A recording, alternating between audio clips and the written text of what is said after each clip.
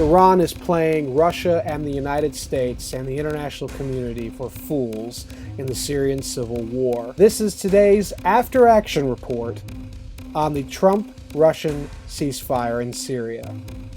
Hello, I'm Brandon Weichert, founder and CEO of the Weichert Report.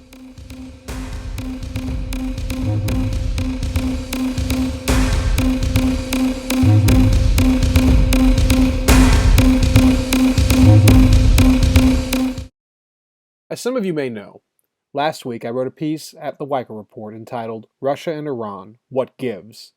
The gist of the piece was that rather than Russia behaving as the big, bad, resurgent great power of Eurasia, Russia was actually being led into an unwinnable standoff against the United States and its partners in Syria by a revanchist Iran. I argued that Iran was being played for fools by the modest or Twelver Shiite regime in Iran.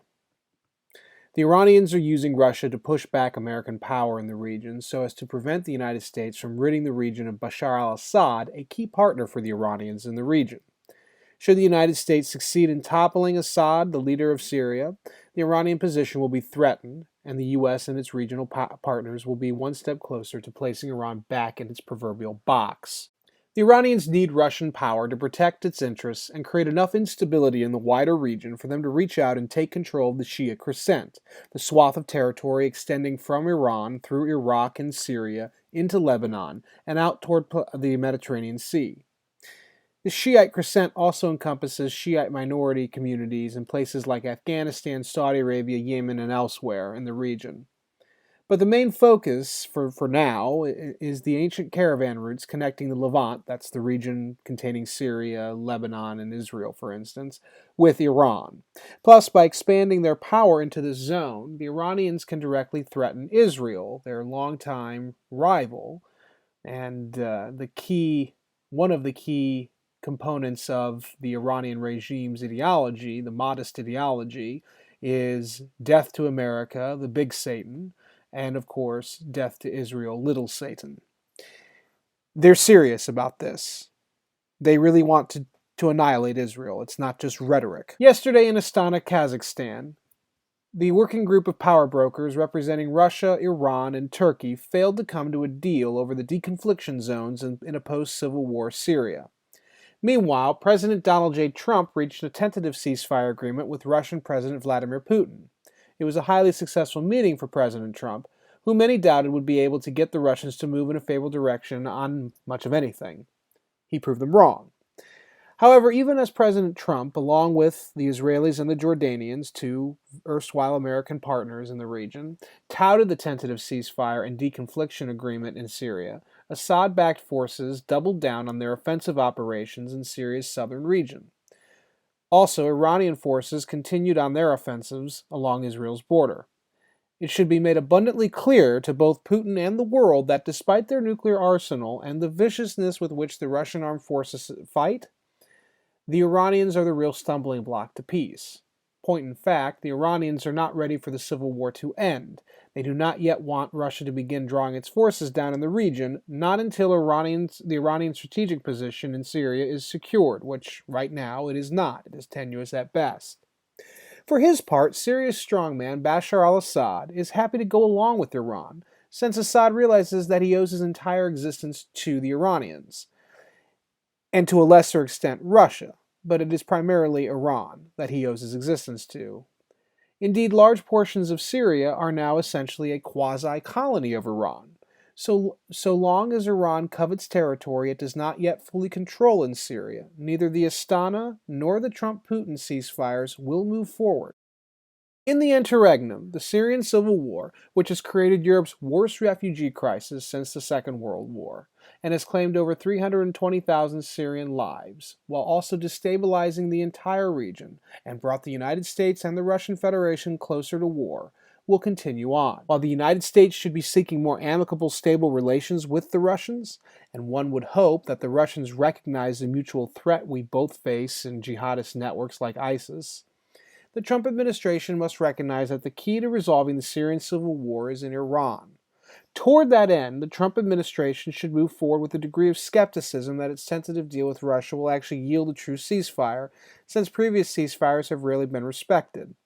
Although The fact that Trump is not anything like his predecessor, he is the definition of what many would call an alpha male, and the Russian leadership responds to that type of machismo, it might actually uphold, these ceasefires might actually be upheld.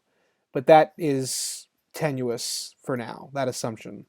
Instead, President Trump should double down on his commitment to rehabilitating the old alliances with the Sunni Arab states as well as with Israel in order to shove Iran back into the containment that the West had placed it in from 1979 until the Iraq War of 2003. One must recognize that despite its military strength, the underlying fundamentals of the Russian economy and socio-political system are not strong. Putin is behaving as traditional Russian leaders have always behaved in times of existential crisis throughout Russian history. Putin is keeping Russia together by acting as the Silnaya Ruka, the strong hand who guides Russia through its crucible. Toward that end, Putin is attempting to inspire nationalistic fervor in his countrymen by taking on the West and the world, all the meanwhile doubling down on his foreign policy adventurism. Costs and negative side effects to Russian power be damned. However, given the underlying weaknesses of Russia today, we should not expect either Putin or his military to actually be calling the proverbial shots on the ground in places like far-off Syria. The Russians are merely playing second fiddle to Iran. And my friends, Iran has no desire to either end up being threatened by the US military or being Putin's puppet. The Iranians simply want to use Russia to complicate American foreign policy in the region and allow for Iran to build up their regional hegemony.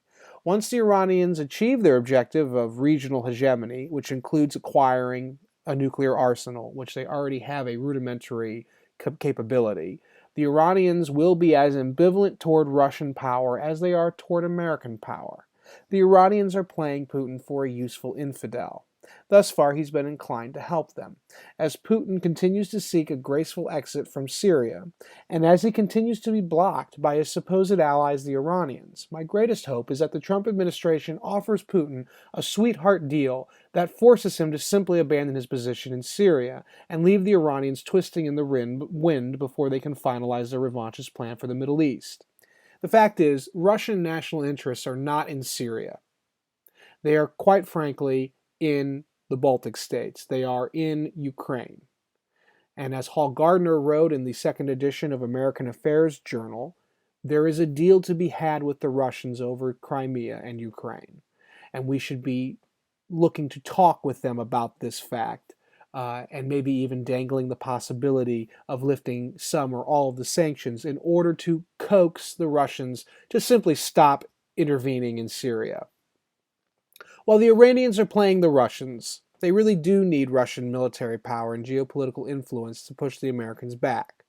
Without Russia, the entire Iranian mission in Syria collapses, and the United States' position in the region will be strengthened. This should be the thrust of all U.S. foreign policy, not just for handling the Syrian Civil War, but also for dealing with the wider region.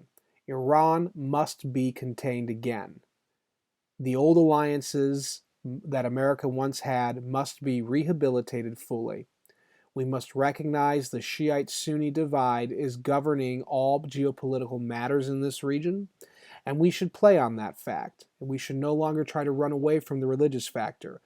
But we should be keenly aware, as I've said elsewhere, that courting this kind of animosity could end up, if you'll pardon the expression, blowing up in our faces. But the only alternative is endless war as we've seen it for the last 16 years, which isn't much of an alternative. And we do finally have willing partners in the Arab, Sunni Arab, and the Israeli communities that seek to assist us in this mission of placing Iran back into its containment. The Russians, for their part, while they will probably never support or actively take part in a containment system for their longtime partners in Iran, the Russians can be coaxed and goaded into looking the other way, while the United States and its partners shoves Iran back into its corner. However, it's going to take the deal of the century. And if there's one man who can do this, it is likely the man who wrote The Art of the Deal, who embodies deal-making, Donald Trump. We just have to be willing to do that, engage in a deal.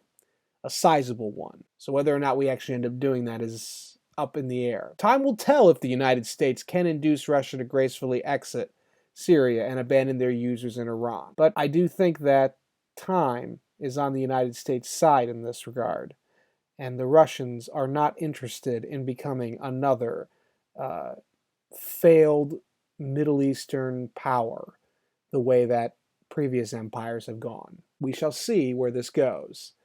For the Weichert Report, I'm Brandon Weichert.